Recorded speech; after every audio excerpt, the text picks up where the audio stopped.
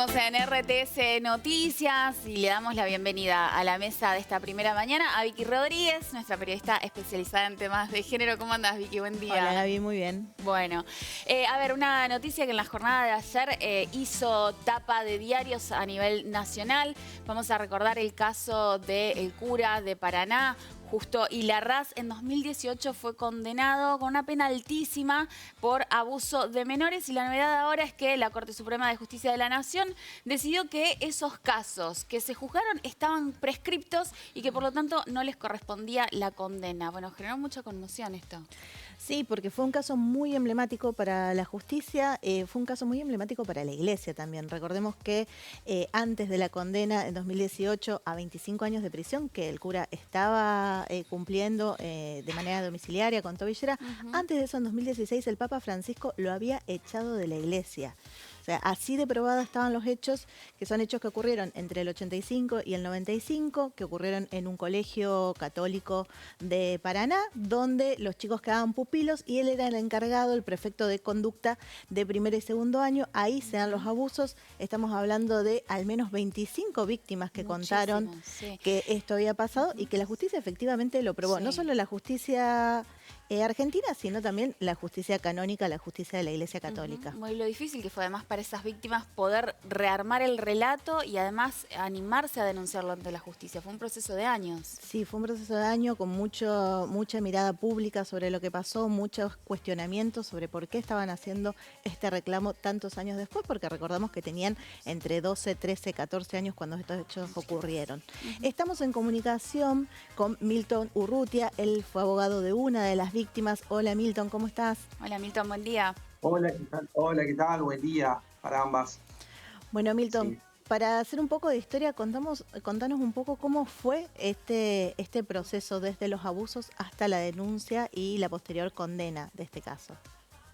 Bueno, eran en su momento, hay que tener en cuenta el contexto de país y la cultura en aquel tiempo, los años 80 y más atrás, porque la investigación diocesana que guardaba la curia celosamente, como le había pedido en su momento el cardenal Ratzinger, el Papa Benedicto, después Papa Benedicto XVI, eso se guardó celosamente.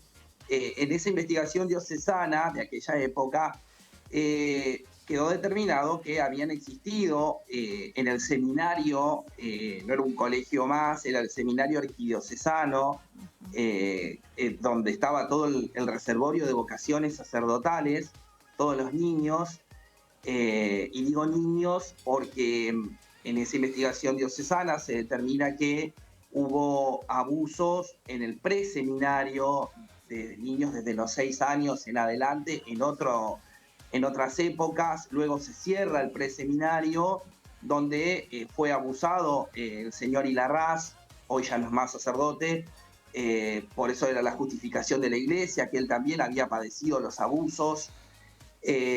Luego el señor Ilarraz es ordenado sacerdote y lo ponen a cargo de lo que es el colegio, diríamos, sí, colegio secundario y el seminario. Por eso era prefecto de los seminaristas de 12 años, 11 algunos, hasta los 17, 18. Él estaba encargado ahí de cuidarlos, esas vocaciones que iban a ser el consuelo de las almas. Entonces estaba el señor encargado y era quien los introducía en la sexualidad desde los 11, 12 años a los niños a través de determinadas etapas. Es muy larga todo para contar de todas las vivencias, porque yo también fui alumno del señor Justo José Ilarraz, los jóvenes abusados, hoy señores, eran compañeros míos, así que puedo dar razón, fe de cada vivencia. Se atrevieron a denunciar recién transcurrido mucho tiempo, pero eso es con la necesidad de cada uno, eso surge de la madurez. No puede decir la Corte Suprema Argentina que bueno, tuvieron todo el tiempo para denunciar. Era otro contexto, no había celulares, no había redes, eso no existía. los adolescentes, los niños ingresaban al seminario de Paraná y no tenían contacto con sus familias, sino una vez al año para las fiestas religiosas de Navidad. Claro, Y aprovechaba ese después, contexto vulnerable él. claro, después se viajaba a Córdoba un mes a convivir con él, a aprender, a forjarte como hombre para servir a las almas. Él aprovechaba de toda esa situación para hacer sus aberraciones, ¿no? Es muy difícil recordar todo eso. Es lamentable la Corte Suprema porque nos demuestra que no está a la altura de las circunstancias en el contexto internacional del derecho comparado, porque se limitan a aplicar el Código Penal, que es una ley inferior a la Constitución, donde están incorporados los tratados de derechos humanos en el artículo 75, inciso 22, desde el año 1994, con la reforma que introdujo el gobierno de Menem con el pacto de Olivos con Milton. Alfonsín. Sí. No, a ver, para Sí. reforzar este punto, me parece que esto es Sí. central. Este fallo de la Corte Suprema lo que dice es que los delitos estaban prescriptos, pero no hablas sobre las pruebas. Digo, pensando en lo difícil que es probar Sí. este tipo de delitos, primero denunciarlo, que Sí. puedan las víctimas exteriorizarlo, Sí. pero además después probarlo, Sí. porque las condiciones que vos nos estás contando es muy difícil de demostrar y es un trabajo Sí. enorme, lleva mucho tiempo.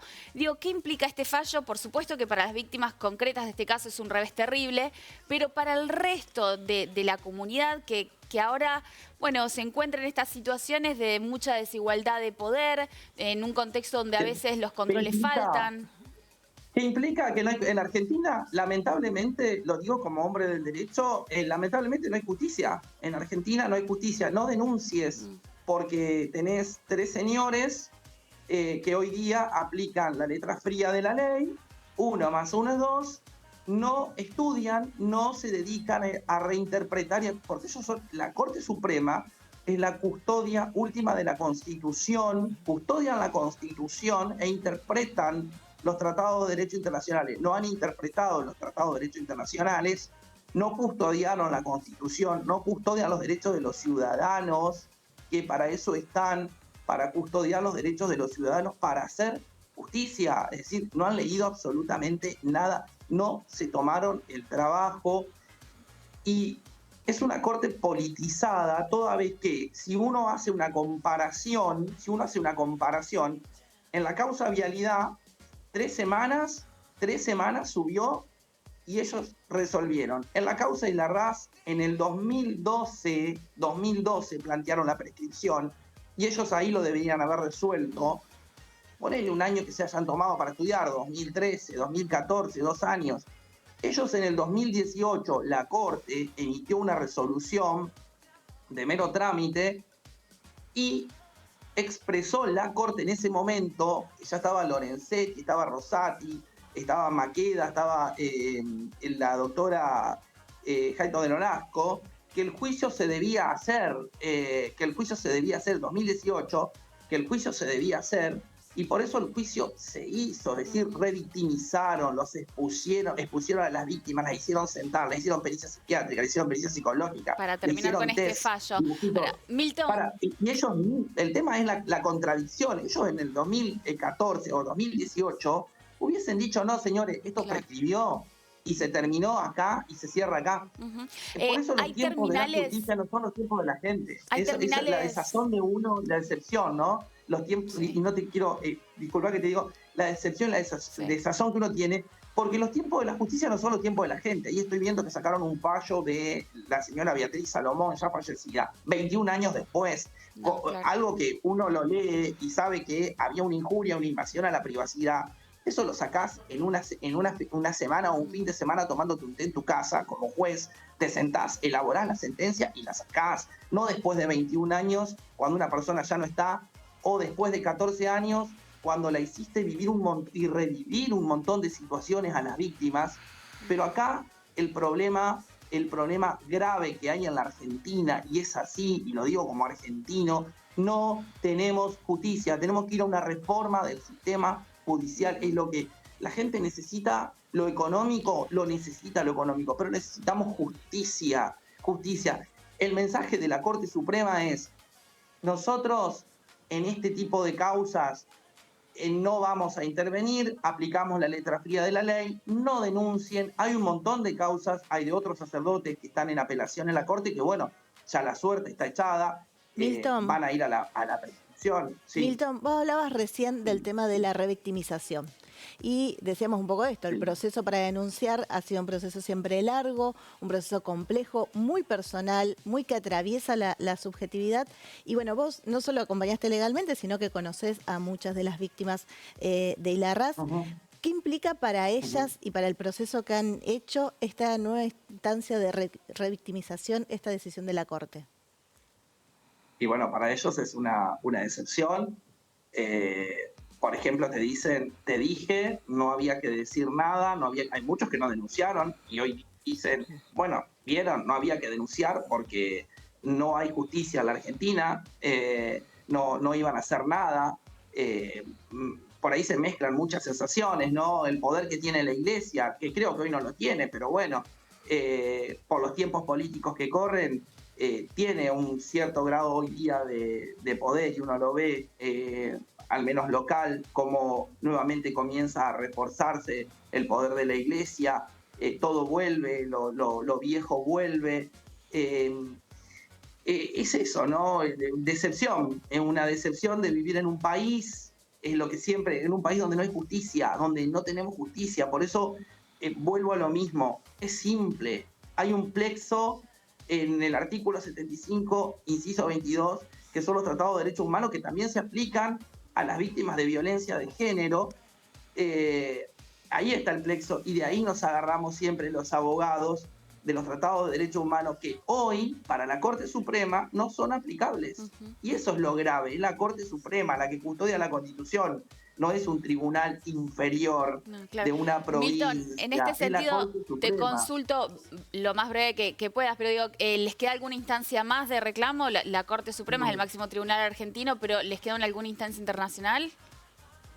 Sí, quedan las instancias internacionales, habrá que evaluarlo, pero es un desgaste, es un desgaste claro. Psicológico, es un económico. Esto nos interpela a que debemos trabajar para un cambio en el sistema judicial, es eso, un cambio como es en México, que la actual presidenta Claudia Sheinbaum puso en comisión a toda la Corte Suprema de México y a todos los jueces en comisión, y se hicieron elecciones en junio de la Corte Suprema, el pueblo eligiendo sus jueces. Hay que ir a una elección de jueces, lo hace Bolivia. Es lamentable lo que pasa. Necesitamos creer en la justicia como ciudadanos y como hombres y mujeres del derecho necesitamos que se aplique todo lo que estudiamos en la facultad. Pero bueno, ¿qué podemos esperar del doctor Rosati? Muchísimo, claro. ¿Qué podemos esperar del doctor Rosati? Que lo tuve de profesor. ¿Qué podemos esperar del doctor Rosati? Que él viene de una universidad católica de Santa Fe, donde su gran canciller, que lo conocí, era Monseñor Edgardo Gabriel Storni, es decir, que en ese momento yo era alumno de la Católica cuando se destapó todo el caso de los abusos y cómo fue protegido, fue refugiado en La Falda. Sin duda. Entonces, la Iglesia tiene muchísimo poder todavía, sin duda, y se ve en la justicia. El tema es que se está rearmando la Iglesia. La Iglesia se está rearmando y vuelve, ¿no?, a ocupar aquellos lugares que ocupó en su momento, y se ha hecho un retroceso en todo lo que es materia de derechos humanos. Son los mismos jueces que quisieron intentar el 2x1 para los genocidas, y vamos a despertar un día, a como vamos hoy, vamos a despertar un día y van a decir, bueno, a Cristina Fernández se le dio la prisión domiciliaria, entonces ahora todos estos señores van a ir a su casa con una prisión domiciliaria. Bueno, pero Milton, todo. Disculpen la vehemencia, pero no, se entiende. Que podemos cambiar algo en este país, que podemos cambiar aunque sea la justicia, lo que estudiamos en la facultad. Milton, muchísimas gracias. Porque la gente está bien. Muchas gracias a ustedes. Estamos muy ajustados de tiempo, pero muchas gracias por el análisis favor. También. Gracias, Milton. Gracias, Milton. Gracias. Hoy le escuchábamos entonces Milton Urrutia, abogado de una de las víctimas. Sí, bueno, un caso emblemático, un revés de la justicia y en paralelo una justicia canónica que sí dio algún tipo de respuesta y bueno, nada, esto que decía, poder volver a poner el tema en agenda, poder hablar de lo que implican estos abusos y poder pensar en cómo acompañamos mejor a las víctimas. Gracias, Vicky. A vos.